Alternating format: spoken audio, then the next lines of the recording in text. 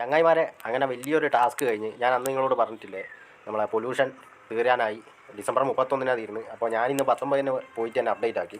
അപ്പോൾ ഇനി അടുത്ത 2026 18 ഡിസംബർ 18 ഇത് പോയിട്ട് വീണ്ടും നമ്മൾ ചെക്ക് ചെയ്തിട്ട് അപ്ഡേറ്റ് ചെയ്യണം.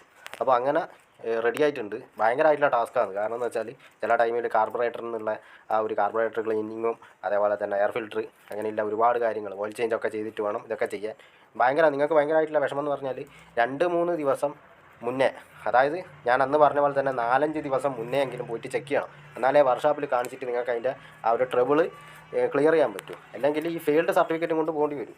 ആദ്യം എന്നൊക്കെ പറഞ്ഞാൽ 5 മിനിറ്റ് പോലും വരത്തില്ല ഈ ഒരു പൊല്യൂഷൻ ചെക്ക് ചെയ്യാൻ. പിന്നെയെന്ന് പറഞ്ഞാൽ ഇപ്പോൾ എന്നാ പറയണ്ടേ, ഭയങ്കരമായിട്ട് ഓപ്പറേഷൻ തിയേറ്ററിൽ ഒരു രോഗി കിടക്കുമ്പോഴുള്ള ടെൻഷനാണ് ഇത്.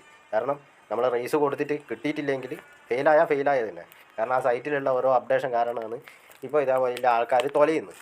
പിന്നെയെന്ന് പറഞ്ഞാൽ ഞാൻ നേരത്തെ അന്ന് പറഞ്ഞ പോലെ ഇലക്ട്രിക് വണ്ടിയില്ലാന്ന് ഞാൻ സ്റ്റോപ്പ് ചെയ്തത്.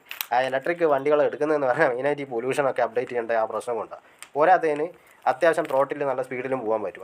അതുകൊണ്ടാണ് ഏതർ ഓലയൊക്കെ ആളുകൾ ചൂസ് ചെയ്യുന്നത്. പിന്നെ അതൊരു സിറ്റി റൈഡിന് മാത്രമേ പറ്റൂ. നമ്മളെപ്പോലെ കൂടുതൽ യാത്ര ചെയ്യാൻ ആഗ്രഹിക്കുന്നവർക്കൊന്നും ഇലക്ട്രിക് പറ്റുമൊന്നുമില്ല. കാരണം എവിടെയാണ് ഈ ചാർജിങ് സ്റ്റേഷനിലും എന്താ പറയണ്ടേ, എവിടെയെങ്കിലും ഒരു ഓടംകൊല്ലി മൂലയിലൊക്കെ എവിടെയാണ് ചാർജിങ് സ്റ്റേഷൻ, എവിടെയാണ് ചാർജിങ്ങിൻ്റെ പോയിൻ്റൊക്കെ ഉണ്ടാവുക. അതുകൊണ്ടാണ് മെയിനായിട്ട് നമ്മൾ ഈ പെട്രോൾ വാഹനവും ഡീസൽ വാഹനമൊക്കെ എടുക്കുന്നത്. അപ്പോൾ നമ്മളെ വണ്ടിക്ക് ഒരു ഫൈൻ വരാതിരിക്കാൻ നമ്മൾ അപ്പം തന്നെ ഓരോ കാര്യങ്ങൾ ചെയ്യണം. അപ്പോൾ ഈ പൊല്യൂഷൻ്റെ എന്ന് പറഞ്ഞാൽ ഇന്ന് കിട്ടിയത് എന്തോ ഒരു ഭാഗ്യമാണ്. കാരണം എനിക്ക് വേണ്ടിക്കലും 28 26 പോയിട്ട് ചെയ്യാം. പക്ഷേ ഞാൻ നല്ലപോലെ എന്താ പറയണ്ടേ തിങ്ക് ചെയ്തിട്ടാണ് വേഗം പോയിട്ട് ഈ കാര്യങ്ങൾ എളുപ്പമാക്കിയത്. കാരണം ഇതിൻ്റെ കാർബറേറ്ററെല്ലാം ക്ലീൻ ചെയ്തിട്ട് കുറേ കാലമായി. കാരണം ചെയ്യേണ്ട ആവശ്യമൊന്നുമില്ല. എന്ന് വെച്ചാൽ അങ്ങനെ പൊടി തുപ്പുന്ന അങ്ങനത്തെ ഇഷ്യൂസും കാര്യങ്ങളൊന്നുമില്ല. അതിൻ്റെ മൈലേജ് ഷോട്ട് വരുന്നതെന്ന് പറഞ്ഞാൽ വണ്ടി കൊല്ലം കുറേയായി. അപ്പോൾ 5-8 കൊല്ലമായി കഴിഞ്ഞാൽ ഇത് പിന്നെ ട്യൂൺ ചെയ്തിട്ടൊക്കെ ഒന്ന് റെഡിയാക്കാൻ പറ്റുന്നേ ഉള്ളൂ. നമ്മളങ്ങനെ കാർബറേറ്റർ കളിച്ചിട്ടും കാര്യമൊന്നുമില്ല. ക്ലീൻ ചെയ്താലും ചിലപ്പോൾ കിട്ടിയെന്ന് വരില്ല.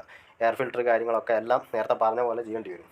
ഇന്ന് ഭയങ്കരമായിട്ടുള്ളൊരു സന്തോഷം എന്ന് പറഞ്ഞാൽ ഇത് കിട്ടിയോണ്ടാണ്. കാരണം ഫെയിൽഡ് ആണെങ്കിൽ ആ ഒരു 80 രൂപ അടച്ചിട്ട് പിന്നെ ആ ഫീൽഡ് സർട്ടിഫിക്കറ്റ് വാങ്ങണം. അതേപോലെ തന്നെ പിന്നെയും ചെയ്യാൻ പോകണം.